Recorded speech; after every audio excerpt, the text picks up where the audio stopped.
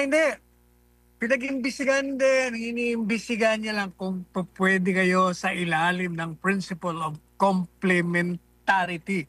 Kasi kung ipagpipilitan niyo yun, palagay ko ang defense team sabihin sa kanila, oh, excuse me, mga judges, pag pagpipilitan nyo nakasama yung preliminary examination doon sa Article 127, Paragraph 2, eh bakit pa kayo nagbigay ng karapatan na umaklas ang isang miyembrong bansa na yung pala hindi naman pa pwedeng magamit yung konsekwensya? Kasi pag umaklas ka, dapat ang konsekwensya nun, wala nang pakialam sa'yo yung ICC. Eh parang pinalalabas nyo, the moment na magkaroon ng reklamo, pag-aaralan nyo pala kung may jurisdiction kayo, eh wala na silang karapatan. Kaya umaklas ka kayo, hindi, basta kami may jurisdiction. Anong dapat na argumento ron? Maling-mali yun. Bakit kanyo? Kasi pag pinilit mo yon, ibig sabihin, lahat ng mga miyembrong bansa ay tinatanggalan mo ng sovereignty o kasarilan. O sino pa? Di si Ombudsman saka DOJ. Eh yung mga yan, nakikita naman natin ng mga galaw na yan, puro pananakip ang ginagawa ng mga yan. In fact, yung pag-iimbista mo, that's delaying tactic. Kaya nga sinabi na natin, si Presidente Marcos Jr., eh meron kapangyarihan. Kaya-kaya niya ipakulong agad yan. Magdeklara lang siya ng revolutionaryong gobyerno, i-abolish siya Congress, ipakulong niya lahat sa mga yan. Pagkatapos, balik na si Presidente Duterte, magkaroon ng malawak na reforma sa lahat ng aspeto ng social, political, economic. Wala nang problema. Magkakaroon tayo ng matahimik.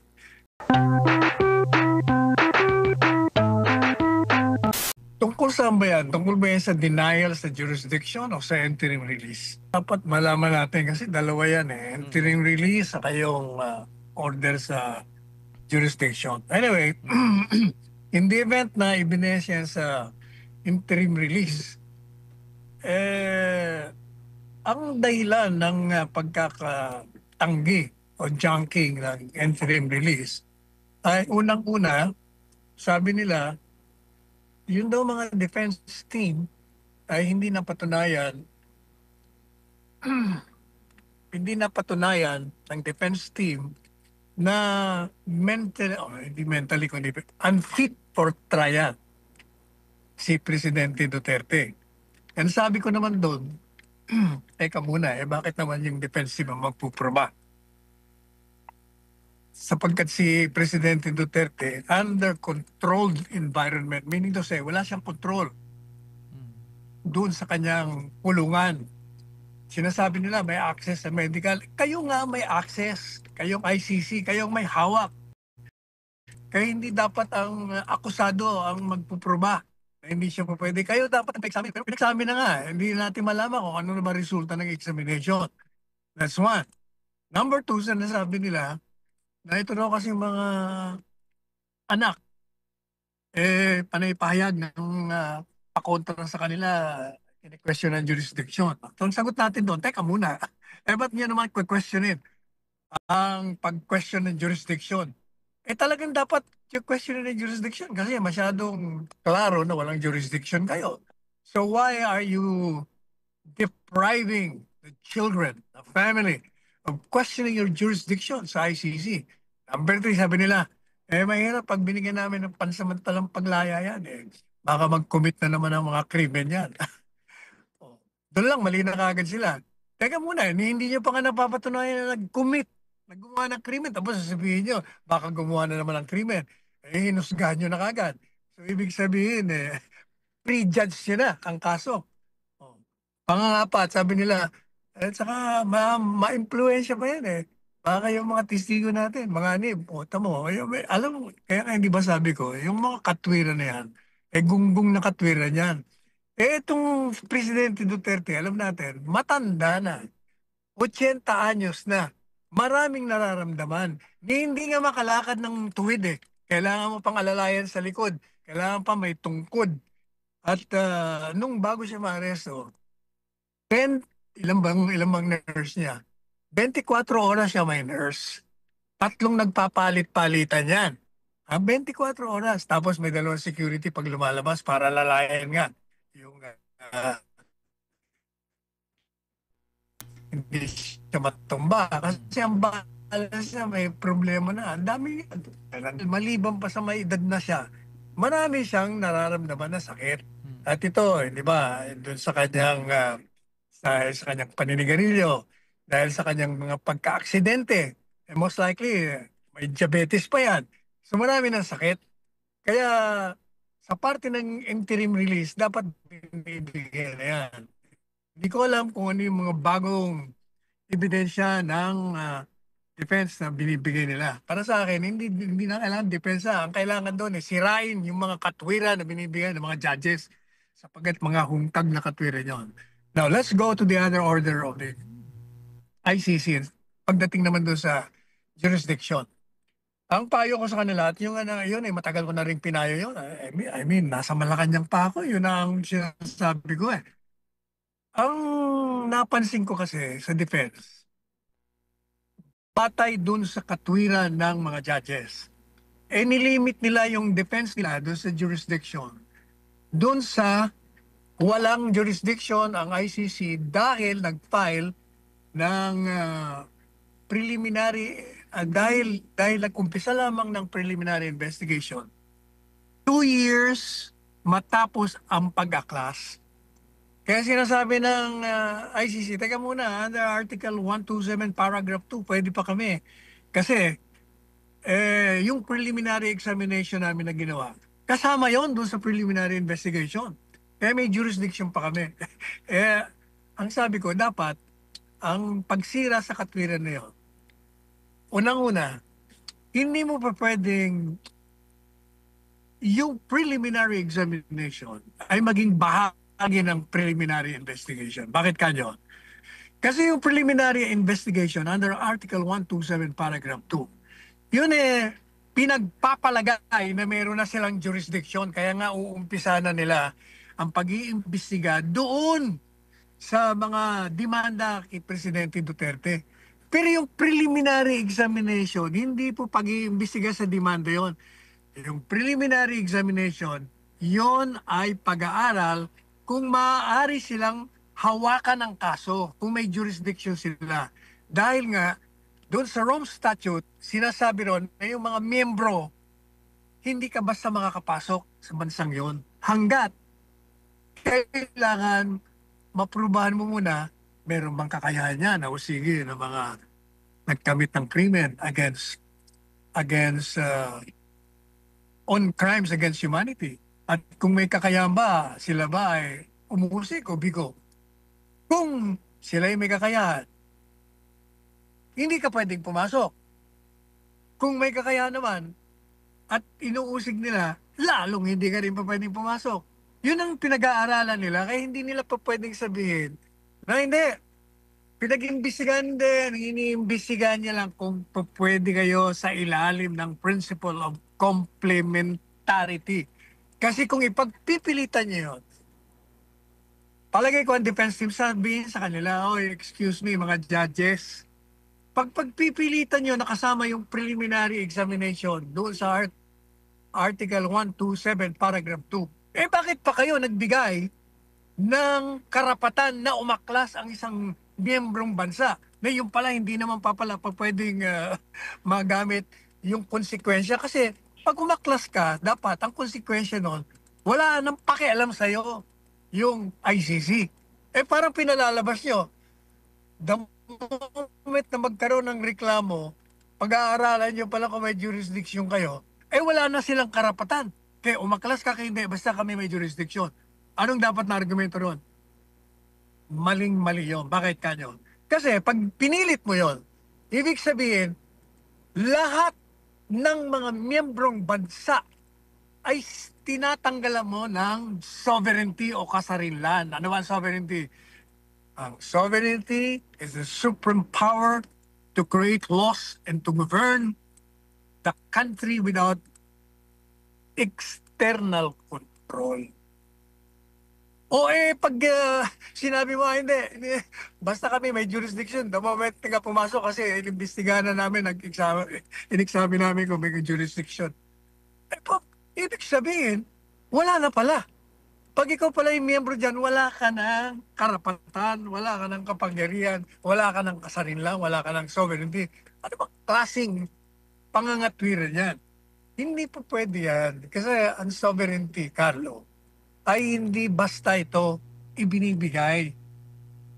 Mawawala lang yan pag ikaw ay sinakop ng ibang bansa sa pamamagitan ng dahas. That's the only time sovereignty is lost, when there is an armed occupation or armed invasion. Kaya lang pumayag yung mga bansa na pumasok sa ICC ay dahil may kondisyon. Kasi nga, mayroong pagkakataon na yung mga diktador na pumapatay ng kanilang mga mamamayan ay hindi mapanagot kasi nga in power sila eh. So walang tribuna doon sa kanilang bansa na pwedeng usigin sila. Kaya ang ginawa nitong mga bansang ito, natatakot sila baka darating ang panahon, pati yung bansa nila. Ganun din, may mga diktador, mga tyrants. Kaya sabi niya, o sige, pasok kami dyan. Pero kailangan, papasok kayo sa amin kung hindi namin kayang usigin. O kung kaya namin usigin, ayaw namin gumalaw. Yun ang mga kondisyon eh. Kaya dapat, yun ang gagamitin nilang doon sa kanilang motion for reconsideration. Maliban pa doon, sabi ko, huwag niyong ilimit dyan sa ground na yan. Magdagdag pa kayo. Anong idadagdag nyo? Number one, walang jurisdiction yan dahil nga yung Rome Statute, batas, batas ito, natatanggalan ka ng karapatan ng buhay, ng ari-arian mo, ay isang penal law. Kaya kailangan susundin mo kung ipatutupad mo yan sa ating bansa, yung ating saligang batas. Ano sabi ng saligang batas natin? Bago mo tanggalan ng buhay, kapangyarihan at ari-arian ng isang mamamayan na inaakusahan mo ng krimen, bigyan mo yan ng karapatan na ipagtanggol ang kanyang sarili. So, pursuant to that, nagkaroon tayo ng civil code. Ang sabi ng civil code, walang batas na ipatutupad at walang epekto ito kung hindi mo ilathala sa official gazette. Ay hindi nga po nalathala eh. So walang jurisdiction mulat sa poll. Ang ICC kasi hindi nga nalathala, nagkalimutan, nakakalimutan. Sabi ng Korte Suprema, doon sa Tanyada versus Tuvera, desisyon ito ng Korte Suprema. Kasi nung panahon ng martial law, kami pong mga nasa Mabini, yung Movement of Attorneys for Brotherhood, Integrity, Nationalism, kami nila Joker Arroyo, nila Sangisan noon. Naghahain po sa Korte Suprema, kini-question namin na kailangan yung mga presidential decrees ni Marcos Sr. at that time. Kailangan ilathala mo yan sa official gazette at sa mga dyaryo para malaman ng tao kung ano ba ang batas na yan. Bawal ang ganito, kung di naman alam namin ang batas na yan, can you imagine, we will be violating a law that we don't even know exists? Kaya sabi namin noon, sa Korte Suprema, kailangan i-compel ninyo ang Marcos administration at the time. Sabi ng Supreme Court, dun sa Tanyada versus Tuvera case, yang mga presidential decrees na yun, kailangan ilathala nyo sa official gazette o newspaper of general circulation. Hindi pa pwede. Pag hindi nyo ginawa yan, walang batas na patutupad kasi walang binding force, walang binding effect. So that is one of the grounds the defense team of President Duterte dun sa The Hague, gamitin nila. That's number one. Number two, ano pa? Gamitin nila yung principle of complementarity. Wala kayong jurisdiction sapagkat malusog ang sistema legal namin. Nagpakulong kami ng libo-libo ng mga kriminal. Pinatapo namin ng isang presidente. Kinulong namin ang dalawang presidente. Ano pang preba nyo na malusog kami? Madali sabi, kung susundin mo ang principle of complementarity, wala kayong jurisdiction. Kasi nga, hindi pa pwedeng kayo pumasok ayon sa Rome Statute ninyo. So nilalabag mo na ang Rome Statute, nilalabag mo pa ang sovereignty namin. Yan ang dapat na gawin nila sa kanilang motion for reconsideration with respect to the junking of the jurisdiction challenge filed by the defense team, which was denied by the judges ng ICC. Siyempre, alam mo naman ang Malacanang. Palagi naghahanap na magagamit nila para mapagtakpan ang mga kakulangan nila. Yung hindi nila nagagawa. Palagi yun ang sasabihin nila, kasi nagkaroon ng baha. Kasi nagkaroon ng mga typhoons. Kasi nagkaroon ng kung ano nung kalamidad. And the usual excuse yan ng isang inept administration. Kaya ang tao hindi naman nakikinig na niya. Kaya, that reminds me, mabuti na paalala mo. Yan po. Kaya po sa November 16, 17, 18, sumama kayo sa malawakang rally, peaceful rally for peace and against corruption ng Iglesia ni Cristo. 3 araw po yan. Kaya inaanyayahan natin ang grupo ni Brother Eddie Villanueva, yung Jesus is Lord, yung KOJC ni Pastor Kibuloy, yung mga grupo ng mga Christian bishops, ng mga kaibigan natin, yung mga DDS. Sumama kayo, 3 araw po yan. 3 araw, 16, 17, 18, dalawang venue yan. Luneta at People Power. Punuin po natin yan. Yanigin natin itong pamalan na ito sa pamamagitan ng isang mapayapa, malawak na pagkakaisa ng pagpapahayag ng damdamin laban sa katiwalian, laban sa kawalan ng pagtugon sa mga pangangailangan ng bayan, upang ito pong pamalaan ay mayanig at gumawa ng karapat-dapat na mga hakbangit tungo sa kapayapaan at sa pagunlad ng ating bayan at hindi sa pagkalugmok at sa pagnanakaw ng pera ng bayan. Po ninyo, yung si Justice Andy Reyes, matino yan. At I'm sure matapat yan. Pero gaya ng sinabi natin, walang mangyayari dyan sa ICC kasi ang magdidesisyon pa rin dyan. Kasi sila, ang trabaho nila mag-imbestiga. Sabi nga natin, ano pa mag-iimbestiga? Klaro-klaro na kung sino ma-involved. In-identify na nga sa SONA, di ba? Diyan sa Congressional Committee hearing, alam na rin natin, sa Senado, ginala na mga senador, mga kongresista. Ano pa bang klaseng investigasyon?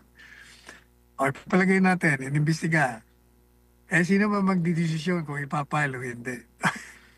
O sino pa? Di si Ombudsman sa DOJ. Yung mga yan, nakikita naman natin ng mga galaw na yan, puro pananakip ang ginagawa ng mga yan. In fact, yung pag-iimbestiga mo, that's delaying tactic. Kaya nga sinabi na natin, si Presidente Marcos Jr., mayroong kapangyarihan. Kaya niya ipakulong agad yan. Magdeklara lang siya ng revolutionaryong gobyerno, i-abolish siya Congress, ipakulong niya lahat yung mga yan. Pagkatapos, balik na si Presidente Duterte, magkaroon ng malawak na reforma sa lahat ng aspeto ng social, political, economic.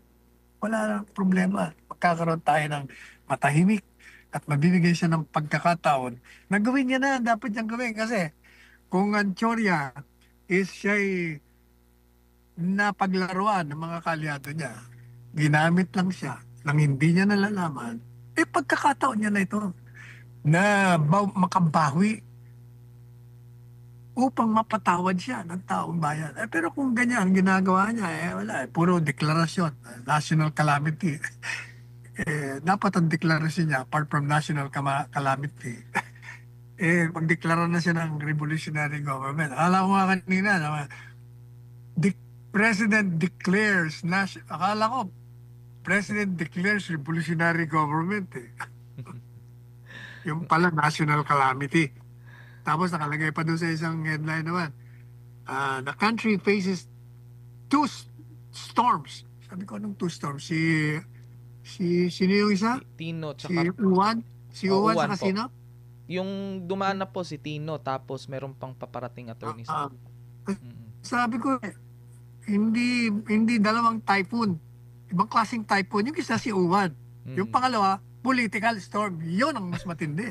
Pag yun ang dumapo, ay wala na. Tapos na. Game over. Ang tagal nga Ang tagal nga mag-file Hindi ba ilang... Pambihira talaga yung mga yan. Alam mo, napakasimple lang. Yung mga sasakyan nila, di ba? Maraming sasakyan. maraming nasa pangalan nila, marami hindi. Pero yung mga nasa pangalan, so alam mo na kanila yon. So susumay mo, magkano ba lahat yon? Yung ba ay nailagay sa kanilang mga salin o kaya sa income tax return. Kung hindi nasama yun, di obviously, mayroon ng pananagutan, may tax evasion na kagad, hindi nagbayad ng buwis. Eh ano pa bang kailangan na katakot-takot na imbis? Napakasi paperwork lang ang kailangan doon eh. Mati pa nila na ididemanda yan mga yan. Itong kay George Garcia naman, hindi ko rin maintindihan kung bakit kailangan pang imbestiga niya. Kasi, under the law, bawal ang mag-donate. Lalong-lalo na kung ikaw ay isang kontraktor. Meron kang kanegosyo mo ang gobyerno. Tapos do-donate ka. Eh, obvious na obvious. Ayan, kaya ka nag-do-donate para makinabang ka. Hindi ba ganyan na nangyari kay Escudero? Ang kanyang depensa, hindi, ano naman yun, private. Private. Private daw yung may-ari in his capacity as private person. Pwede ba yun? Eh, siya may-ari ng kontrakto, ng construction company. At patapos na magkaroon ng pagbibigay ng donasyon ng 30 million, nakakuha niya yung ubod ng lalaki, bilyon ng mga kontrata o anong tawag mo doon. O, eh, bakit pa di niyo i-demanda?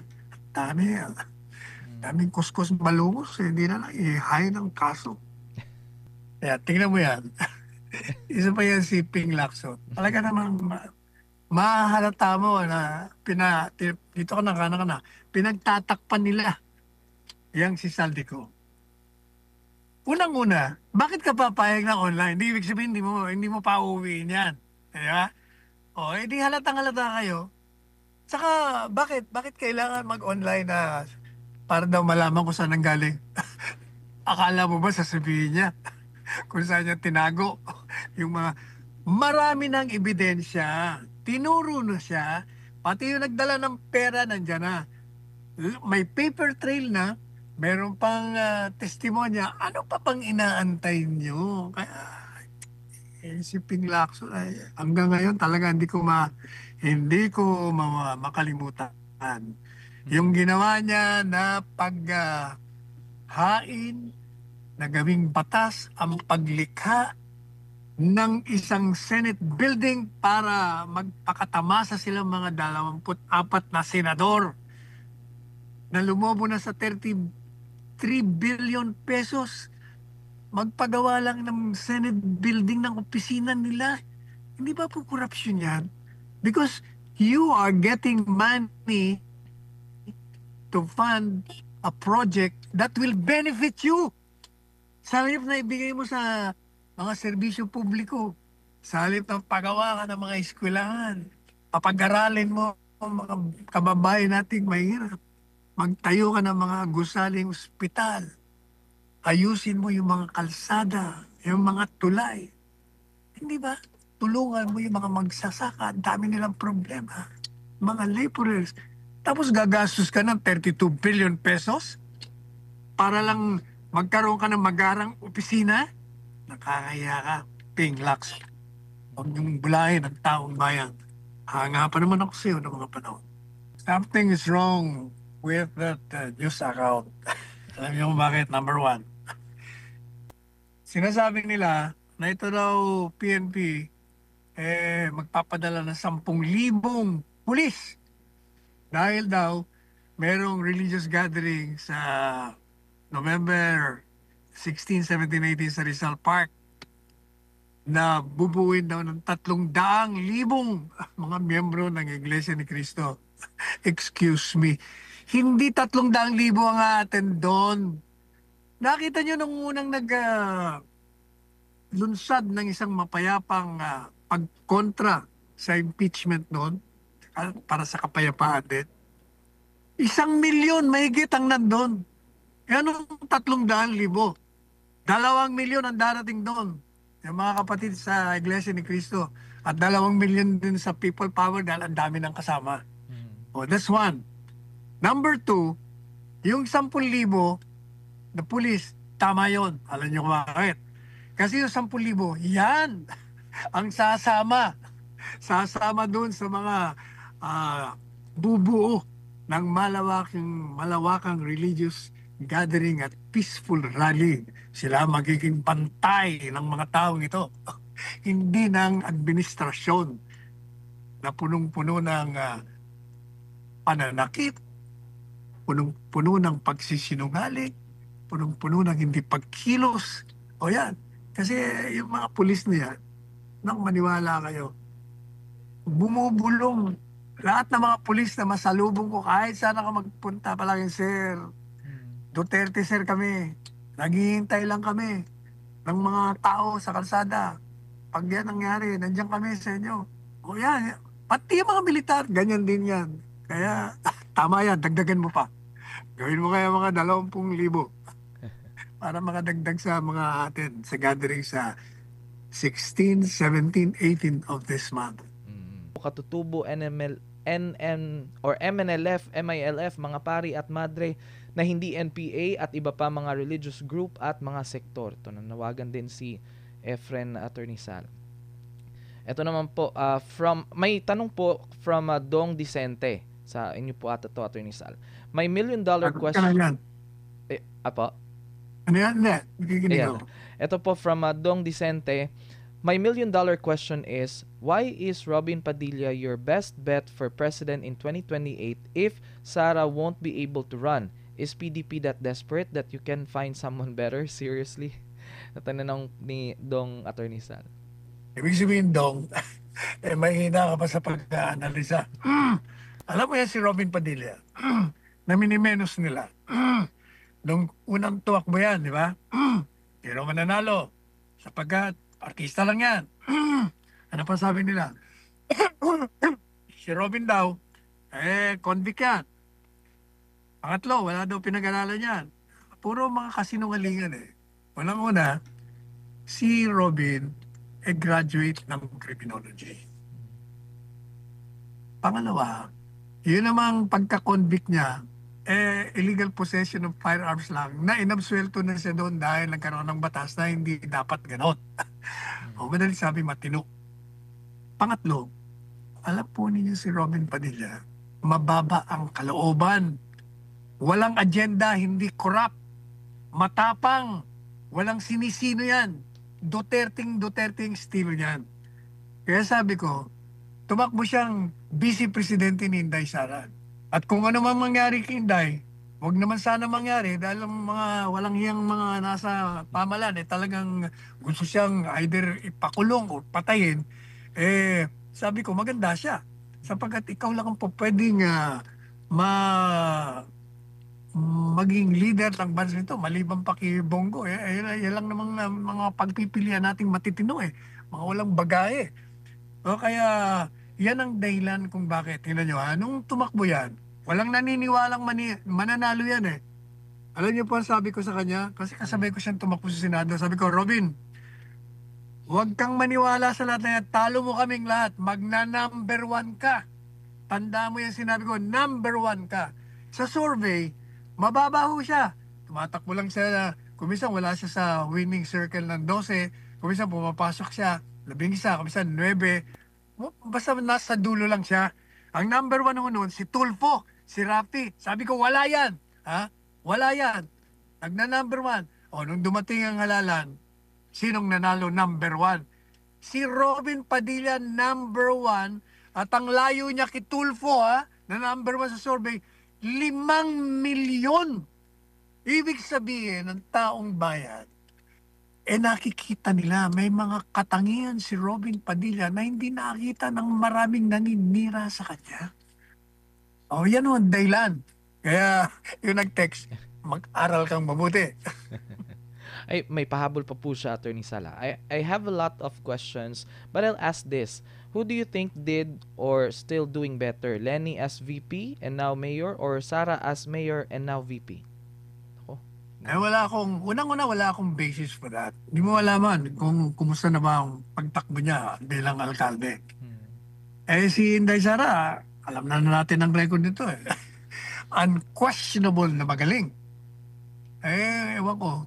Hindi pa ako nagpupunta sa Naga para kausapin ko yung mga nandun ko. Kumusta ba yung takbo ng aking kaibigan si Lenny doon? Pero as vice presidente, ay malayong malayo si Inday Sara. Ayan.